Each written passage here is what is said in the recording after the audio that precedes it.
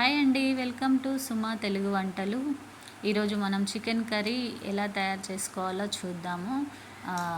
First చికెన్ని శుభ్రంగా కడుక్కొని దాంట్లో కొంచెం పసుపు, ఉప్పు, కారం, ధనియాల పొడి, అల్లం వెల్లుల్లి పేస్ట్ వేసి బాగా కలుపుకోవాలి. కలుపుకొని ఒక హాఫ్ అన్ అవర్ మూత పెట్టేసుకొని పక్కన పెట్టుకోవాలి. తర్వాత ఉల్లిగడ్డలు, టమాటో, ఆనియన్, కొత్తిమీర కట్ చేసుకొని పెట్టుకోవాలి. తర్వాత ఒక ప్యాన్ తీసుకొని ఆయిల్ వేసుకోవాలి. ఆయిల్లో 2 లవంగాలు, ఇలాచి, దాల్చిన చెక్క వేసుకోవాలి. నేను మసాలాలు ఎక్కువ వాడనండి, తక్కువగా వాడతాను. తర్వాత ఆనియన్ వేసుకొని బాగా వేపుకోవాలి. గోల్డెన్ కలర్ వచ్చే వరకు, లైట్ గోల్డెన్ కలర్ వచ్చే వరకు వేపుకోవాలి.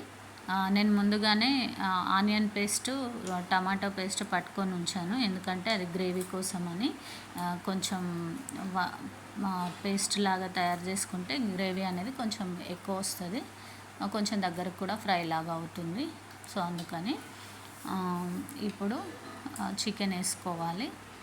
ఆనియన్ కొంచెం బ్రౌన్ కలర్ వచ్చిన తర్వాత దాంట్లోనే అల్లం వెల్లుల్లి పేస్ట్ కొంచెం వేసి బాగా కలుపుకొని, ఆనియన్ పేస్ట్, టమాటా పేస్ట్ వేసుకొని బాగా కలుపుకోవాలి. బాగా కలుపుకొని చూడండి ఎంత బాగుంది చికెన్. కంటే ముందు టమాటా వేయడం చాలా బాగుంది, కలర్ కూడా బాగుంది. ఇప్పుడు కొంచెం లైట్గా పసుపు, ధనియాల పొడి, ఇంకా కొంచెం ఉప్పు వేసి బాగా కలుపుకోవాలి. ఎందుకంటే నేను నా కారం, ఉప్పు, పసుపు వేసినప్పుడు సాల్ట్ అనేది తక్కువ వేసాను కాబట్టి ఇప్పుడు సరిపడా వేసుకుంటున్నాను. సో చికెన్ వేసి బాగా కలుపుకోవాలి. కలుపుకొని ఒక 5 నిమిషాలు మూత పెట్టి దాన్ని మగ్గనివ్వాలి. తర్వాత కొంచెం ఉడికిన తర్వాత మళ్ళీ కలుపుకొని దాంట్లో ఉప్పు తక్కువైంది కాబట్టి నేను మళ్ళీ ఉప్పు సరిపడా కొంచెం వేస్తున్నాను. కారం కూడా నాకు తక్కువైనట్టు అనిపించింది, సో అందుకని కొంచెం మళ్ళీ యాడ్ చేశాను. ఎందుకంటే కొంచెం చికెన్ స్పైసీగా ఉంటేనే టేస్టీగా ఉంటుంది కాబట్టి.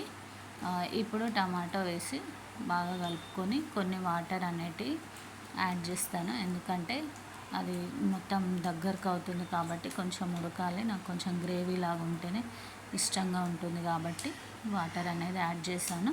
ఇప్పుడు ఒక 5 నిమిషాల పాటు దాన్ని ఉడకనివ్వాలి. తర్వాత చూడండి ఎంత బాగుంది, చూస్తుంటేనే నోరు ఊరిపోతుంది కదా చికెన్.